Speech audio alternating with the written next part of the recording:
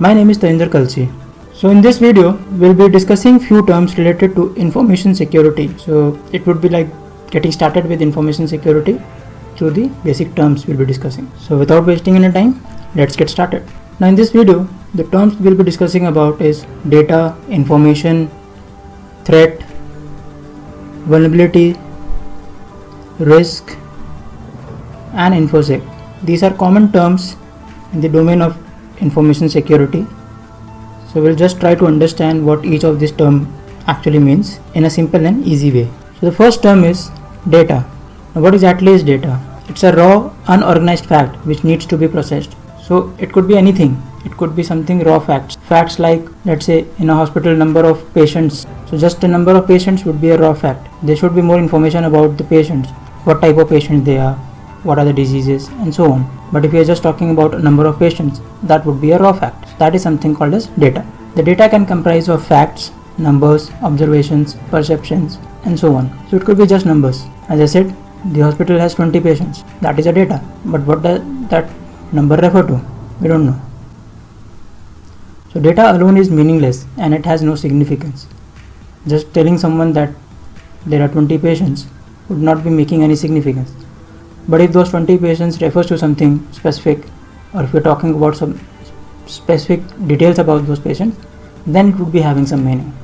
So data alone is meaningless. So here we come to the next term, that is information. So as we said, data is a raw fact, it has no meaning. But when we have some data which is organized or classified and it has been presented with a context so that it gets some meaning, then we call it as information. So now if I am telling someone that there are 20 patients who are suffering from a specific disease, then we are providing an information. We are talking in context of the disease. We are presenting the data in a proper organized way, and so on. So now the person who is receiving this data, he is deriving some value out of it. He is getting some meaning of it. So it makes sense, and we'll call it as information. So information is basically processed data on which a decision or action is based. So now that I know that there are 20 patients suffering from a particular disease, I can take some action accordingly. Maybe the course of treatment can change, or a specific diagnosis can be done, and so on. So an action can be taken based on the data that we have received, or the information actually that we have received. A data needs to qualify few characteristics, only then we can call it as an information. So the data should be timely. That means it should be available when needed. The data should be accurate and complete in its full sense. So the data which is available as and when needed, and it is accurate data, not some misleading numbers. So if the actual number of patients is 50 and we are just randomly saying 20-25 patients, then that is not information. That would be referred as data, and the data should be complete. So it should not be a partial data, it should be a complete data. If the data is qualifying for these three qualities or these three characteristics, then only we call it as information. So as I said earlier also, if a data or an information is being shared to someone, to some receiver, then there should be some impact of the data being shared, or the information in specific to be shared. If the information being shared has no impact on the receiver side, if nothing is changing, then that information is valueless. So we may not call it as information in particular then. So moving on, we can see that we have some data, we do some processing on the data, and then we get an output that is an information. So for example, in a school, the number of students in itself is just data, but when we talk about the details like how many number of students are there in a particular class and what are subject they are studying, then this becomes information. So we are doing some processing on the data, giving it some value, some meaning, and we're talking in specific context of a class, then we can call it as an information. Okay, so moving on to the next term of this video is threat. Now this is something which we keep listening to, but many a times we get confused to what exactly a threat would mean. So let's try to understand the word in a simple way. A threat is any incident, circumstance, or an event which has the potential to cause harm to our information or an asset which is containing the information. So if by any means the information can be damaged, so I have maintained a record of the number of students in the school, but the computer which was having the records, that got crashed, the hard drive crashed maybe, and there is no backup. So this is a threat to the information we are having. So this particular incident wherein the hard drive got crashed, thus causing loss of the data or the information, we'll call it as a threat. Similarly, there can be other types of threats also. So any event, any incident which can damage the information, which can cause an harm to the information, would be called as a threat. Now the threats includes different types. There could be a natural threat like earthquake, flood, etc. So something which is not in our control, which is natural. The building caught a fire and everything was burnt. It's not in our control, it's a natural threat. But still the data was lost. So we are calling it as a threat. There could be unintentional threats. The person who was working on the computer which was having that particular information we're talking about, he did not know like which file has what information, and maybe the person was trying to access some particular information for his own needs, and by mistake he opened some other file. So that is an unintentional threat. He may accidentally modify the records in that information file. So this would be called as an unintentional threat. Still, the harm has been caused to the information, but the person may not have done it intentionally. The third type of threat is the intentional threats. Threats which are done with a particular intention, wherein the threat actor is trying to actually cause harm to the information. So the intentional threats could include something like malwares, social engineering attacks, DDoS attacks, and so on. Now these terms again may be confusing to you at this moment, but don't worry, we'll be discussing about these terms also in our upcoming videos. So for the time being, we can just understand that malwares involve something like viruses and trojans, social engineering is a kind of attack, and similarly DDoS is a kind of attack. So if a person is trying to conduct these attacks or trying to put in some kind of malware into the computer which is having the information, so they are trying to cause the threat intentionally. So these are the different types of threats that may happen. The next term would be vulnerability. Now what exactly is vulnerability? Vulnerability is a potential weakness or flaw or a gap that exists in an asset.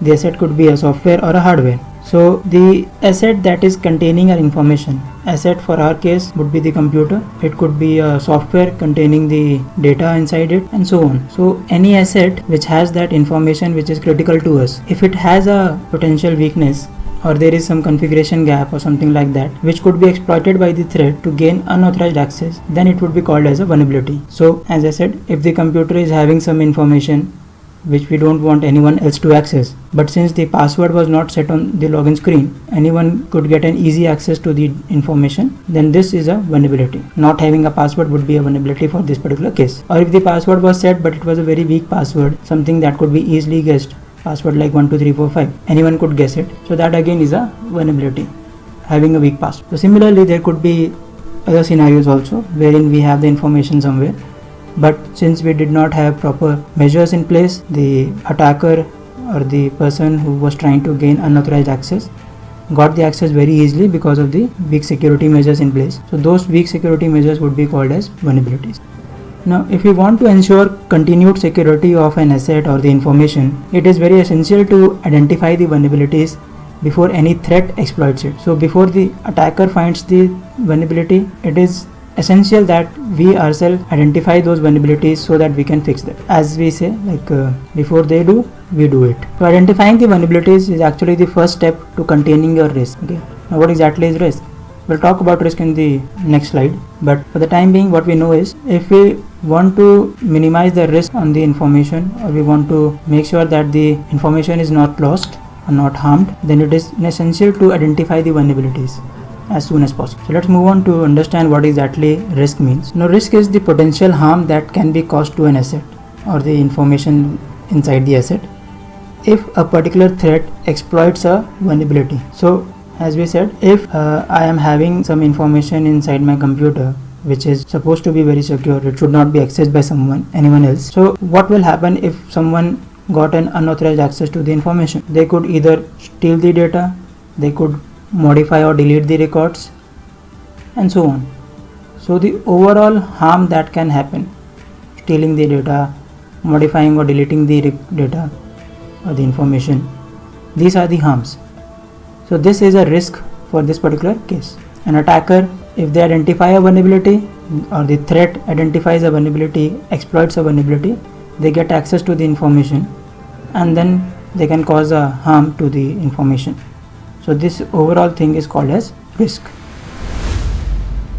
So risk is basically the result of coming together of threats, vulnerabilities and assets. So if the threats, vulnerabilities and assets all come together, if there is an asset containing some information and it has some vulnerabilities and the threat is able to exploit the vulnerabilities, the risk will exist. Okay? There would be some risk to the information. So as I said, threat plus a vulnerability is equal to a risk. So if my computer has some critical information which I don't want anyone to access, I need to ensure that the password policy is very strongly configured.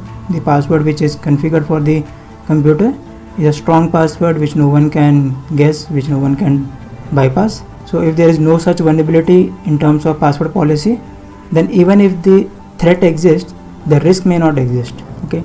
Similarly, if the password policy is weak or if there is no password set, but the system is not being accessed by anyone else, no one can ever try to access it or no one wants to access it, then there is no threat. So the vulnerability does exist, but still since there is no threat, again the risk doesn't exist. So it is essential that a threat and a vulnerability both would be existing, only then a risk would be there. Now moving on to the next topic, it is Infosec. Now what exactly is Infosec? It is the short form of information security. So we are talking about information, we are talking about the threat around the information, the vulnerability that can expose the information, and we are talking about the risk around the information. So information security is also essential to know about. Okay. In short, we call it as Infosec, otherwise we can call it as information security. So what exactly is information security? It is a set of best practices, processes and methodologies designed and implemented to keep information secure. Secure from whom? From the unauthorized access, use, misuse, destruction, modification, disclosure or disruption. That means if we have some information which needs to be secure, we also need to have some best practices and some process in place so that the information remains secure. So as I said earlier, if the password is strong, it is a best practice because of which no one would be able to access my information, no one would be able to misuse my information or destroy it. So that would keep my information secure. So information security in whole is the set of best practices and that process. Now, a proper understanding of the terms threat, vulnerability and risk is essential as it helps in designing an effective information security framework. So if I want to set up a proper information security process, if I'm working in an organization and I want to ensure that all the critical information remains secure, I need to have a proper information security process in place, and I can set up that security framework only when I understand the terms like threat, vulnerability and risk in a proper way.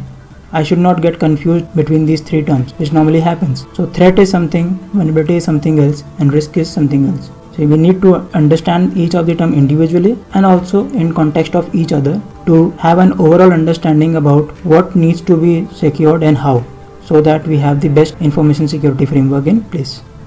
The information security framework also helps in identifying the potential threats, uncover and address the vulnerabilities so as to mitigate the risk.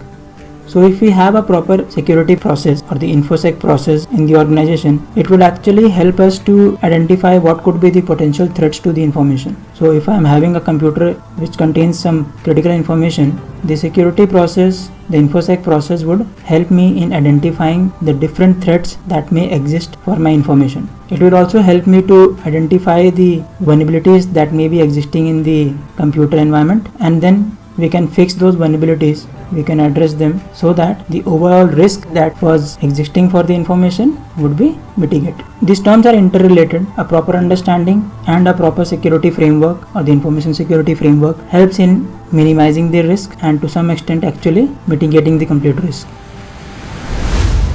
Okay, so that brings us to the end of this video.